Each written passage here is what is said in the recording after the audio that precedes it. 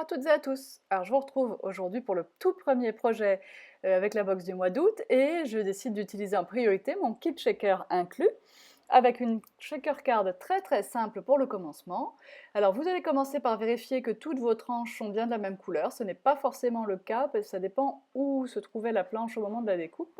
Moi par exemple j'avais un bord qui était resté blanc, qui n'avait pas été découpé. Et il a des bavures, et donc je prends ma lime pour le rendre parfaitement lisse, et voilà, que ce soit bien joli au niveau des finitions. Le papier blanc qui me sert ici de base de carte, c'est un papier structure lin 300 grammes, donc qui est vendu dans la boutique, et je choisis ce papier rose en calant bien mon petit bouquet en bas à droite. Je le cale au coin de la feuille, pardon pour les cheveux, mais je n'ai pas le choix, et je dessine avec mon crayon de papier l'emplacement que je vais devoir évider dans ce joli papier.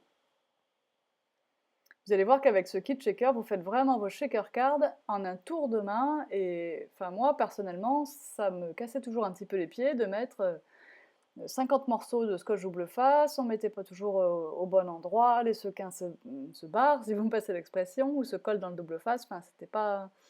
J'adore le rendu des shaker cards, mais je n'avais pas forcément la patience de les faire correctement.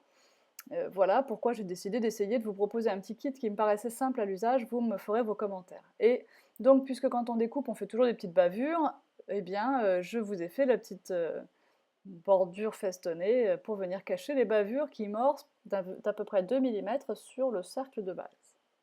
Donc ici, j'ai fait des traits au crayon autour de ma base en carton et je les coupe à l'aide de mon massicot.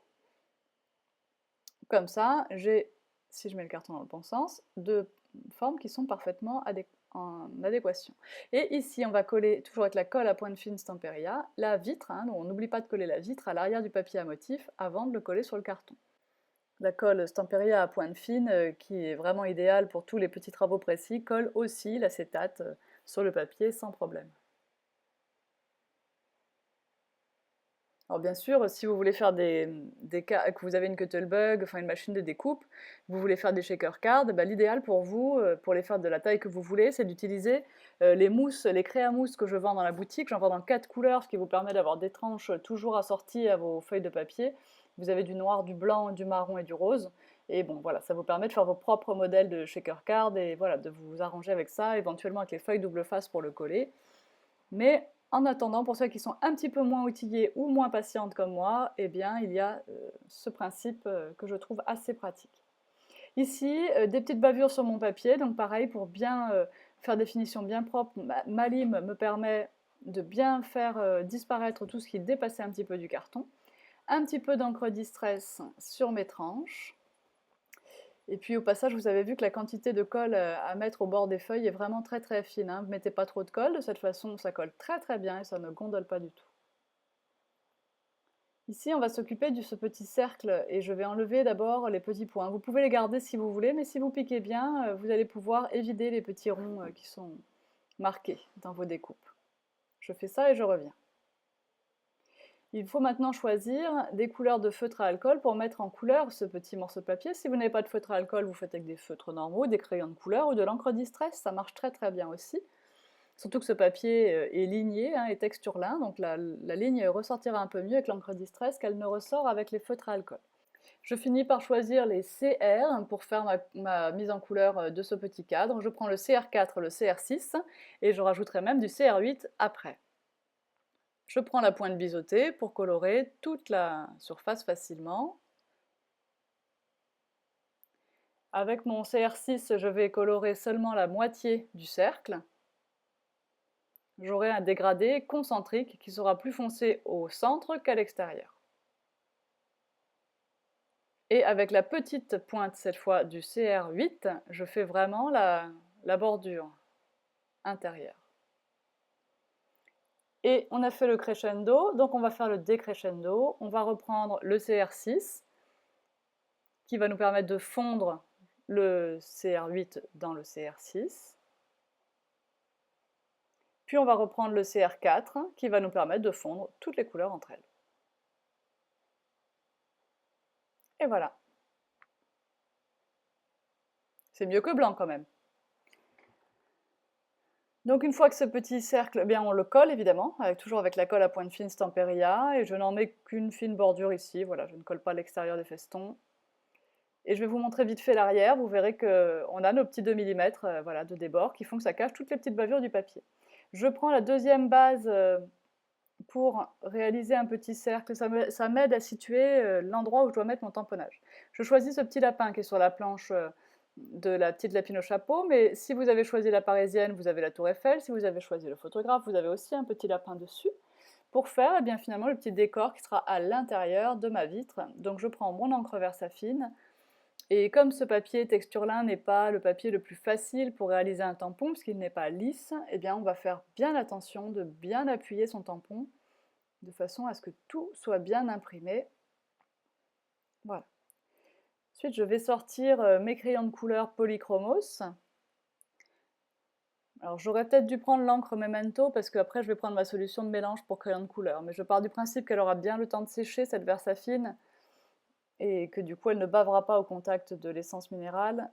Bon, il faut quand même pas mettre trop d'essence minérale. Je prends des teintes grises de Polychromos pour faire le petit lapin.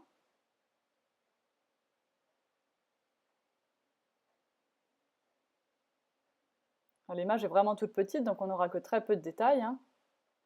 J'assombris un peu la base des oreilles et la partie du visage qui est près du bouquet, la partie du corps qui est près du cou. Je repasse avec le gris clair, un peu comme on fait avec les feutres, ces polychromos se fondent aussi très bien de cette façon-là entre eux. Le petit nœud sur l'oreille en rouge, bien vif.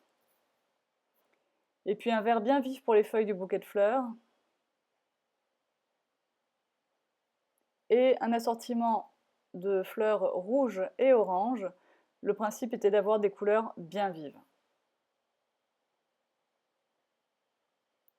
Voilà, donc pratiquement une fleur sur deux finalement.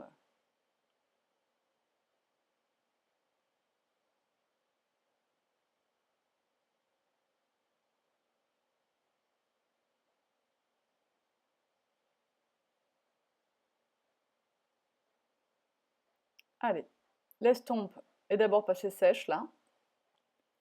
Puis je vais ranger mes crayons et je vais sortir mon liquide.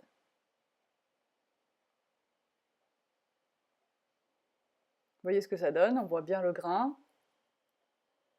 Là, vous voyez que mon estompe est bien mouillée et ça va permettre de mieux répartir un peu les couleurs, de mieux les faire rentrer dans les creux en fait de ce papier texturé.